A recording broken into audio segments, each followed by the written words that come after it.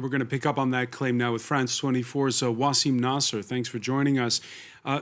Let's listen to what the French president had to say. And by the way, the Russian president, Vladimir Putin, has expressed, quote, serious concern over reports of foreign militants. This, as the Syrian Observatory for Human Rights, a London-based group, says, at least 28 pro-Turkey Syrian rebel fighters have been killed in clashes between Armenia and Azerbaijan forces. We have information that indicates with certainty that Syrian fighters have left the theatre of operations, fighters of jihadist groups passing through Gaziantep, to join the theatre of operations in Nagorno-Karabakh. This is a new, very serious fact that is game-changing. So, Wassim, he uses the word jihadists there. Well, he does. He actually does. But you have to know where those people were recruited. So actually, I got proof since the 27th of September that, yes, through Gaziantep, through private security companies, many Syrian fighters were traveled through Turkey in order to get to the fight in Nagorno-Karabakh. 27th of September. Yes. So that's after the beginning of the hostilities. Yes, after. But we surely know where they come from. They come from the Syrian National Army, which is a faction on Turkish payroll, totally depending on Turkish authorities, and it's an agglomeration of ex-rebel factions that united under this banner. And I got to speak to some militants in Idlib region, and they told me that all the people who went there, they followed the same process as those who went to Libya, meaning they are not jihadis, they are mercenaries. They are going to pick up the fight to get the pay at the end of the month.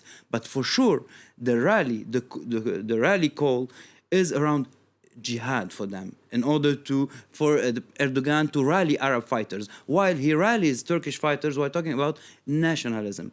But I talked also to jihadi sources in Idlib, and they condemn those mercenaries, as they call them, fighting in Libya and in the Caucasus now. Because they want them to fight in Syria. Because they want them to fight in Syria, and because they considered that they abandoned the fight in Syria in order to fight under a secular banner in a secular army against another secular army, knowing that if we're talking about jihadis, they will never accept to fight under Turkish banner next to Shia fighters, because the majority of the Azerbaijani are Shia, under a secular government there, knowing that the fight picking up there is happening, and we saw it in the footage, under heavy usage of drones. And those drones are Turkish-made, but also Israeli-made. So you will never see a jihadi fighter going into the fight under those conditions.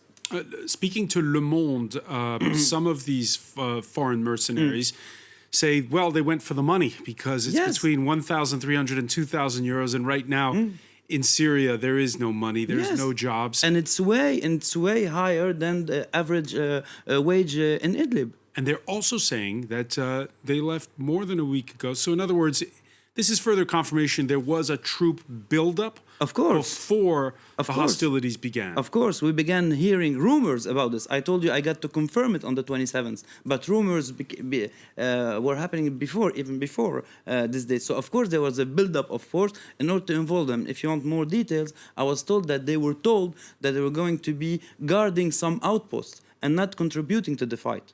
And we know today that at least 30 of them died there during the fighting against the Armenian forces.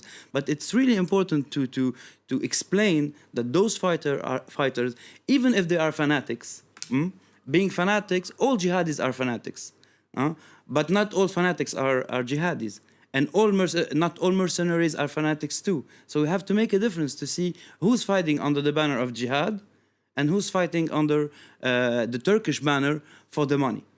All right, many thanks, France 24's Wassim Nasr.